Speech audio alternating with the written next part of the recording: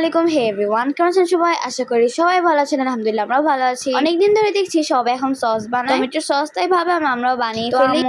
বড় কড়াইতে 8 কেজির মতো টমেটো নিয়ে নিয়েছে। টমেটোগুলোকে 4 পিস করে কেটে পরিমাণ মতো পেঁয়াজ কুচি, 8-10টা শুকনা মরিচ, তারপর দিয়ে দিয়েছে দারুচিনি 4-5টা। এখন দিয়ে ভালোভাবে নেড়ে নিয়েছে। প্রথম দিয়ে তো আম্মু লবণ দিয়ে দিয়েছিল পুরো 1 চামচের মতো। এখন আম্মু ভালোভাবে নেড়ে নিচ্ছে। নেড়ে নিতে এখন চুলার আঁচ আর একটু বাড়িয়ে দিয়েছে। বাড়িয়ে দিয়ে এখন আম্মু ভালোভাবে নেড়ে নিচ্ছে। আর দেখুন কালারটা কতটা সুন্দর আসছে এখনই। আর আম্মু কিন্তু সবসময় বানায় টমেটো সস, আর ঘনে বানায়, অনেক মজাও লাগে।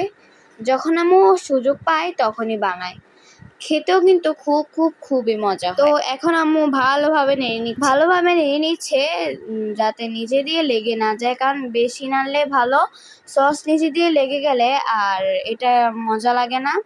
তো অনেকক্ষণ নাড়ার পর এখন ঠান্ডা করে নিয়েছে। ঠান্ডা করে নিয়ে এখন ব্লেন্ডারে দিয়ে দিয়েছে অল্প অল্প করে। কড়াইটা দেখতে যতটা ছোট হলেও বাস্তবে কিন্তু অনেক বড়। প্যানের নিচে প্রায় অনেকক্ষণ ঠান্ডা করে নেওয়া হয়েছে। ঠান্ডা করার পর এখন এই যে দারচিনিগুলোকে বেছে বেছে তারপর ব্লেন্ডারে দিয়ে দেওয়া হচ্ছে। এখন ব্লেন্ডার করে নিচ্ছে। আর ব্লেন্ডার ব্লেন্ড করে নিলে কাজটা কিন্তু খুবই সহজ হয়ে যায়, না হলে খুবই কষ্ট হয়। তো এখন একটি চালনিতে আম্মু ভালোভাবে ছেঁকে নিচ্ছে। নিচে কিন্তু পড়ছে ছেঁকে ছেঁকে। আর দেখুন কালারটা কতটা সুন্দর এসেছে। এখন আম্মু ছাঁকতে ছাঁকতে উপরের যেই হালকা হালকা চামড়াগুলো থাকে ওইগুলোকে ফেলে দিচ্ছে। তো এখন সবগুলো করা হয়ে গেলে আম্মু আবারও সেই বড় কড়াইতে সসগুলোকে নিয়ে নিয়েছে। এখন পরিমাণ মতো চিনি দিয়ে দিচ্ছে।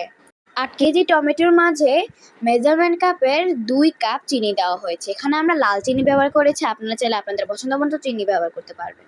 তারপর এই 2 কাপ এই ভিনেগার দিয়ে দিয়েছে। তারপরে এখন আবার ভালোভাবে নেড়ে নিচ্ছে। তো আমাদের সস কিন্তু রেডি হয়ে গিয়েছে। এখন সসে কিন্তু কোনো রকমভাবে হাত লাগানো যাবে না। সসটা যখন একটু ঠান্ডা হয়ে যাবে, কাচের বোতলটা কিন্তু আগে থেকে ভালোভাবে ধুয়ে শুকিয়ে নিতে হবে।